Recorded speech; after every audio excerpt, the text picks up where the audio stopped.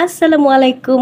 আজকে আমি দেখাবো মাত্র ৩ টা উপাদান দিয়ে কিভাবে একটা মজার স্ন্যাক্স তৈরি করা যায়। আর এটা অনেকের কাছেই অনেক বেশি পরিচিত। আমার তো খুবই পছন্দের। আর সেজন্য আমি পাউরুটির সাইডগুলো কেটে পাউরুটিটাকেও শেপ করে নিয়েছি। আর এখানে নিয়েছি ২ টা ডিম, পরিমাণ মতো চিনি নিয়ে নিচ্ছি আমি যেরকম পছন্দ করি। তারপর এই চিনি আর ডিমটাকে এত ভালোভাবে ফেটে নিতে হবে যেন কোনো রকম কোনো দানা না থাকে। একদম ভালো করে ফেটে নিতে হবে যেন একদম ফেনা ফেনা হয়ে যায়। যত ভালো ফেটা হবে তত ভালো কিন্তু এটা খেতে হবে। তারপর পাউরুটিগুলোকে নিয়েছি আর ডিমের মধ্যে চুবিয়ে হালকা তেলের মধ্যে আমি ফ্রাই করে নিচ্ছি ফ্রাই প্যানে।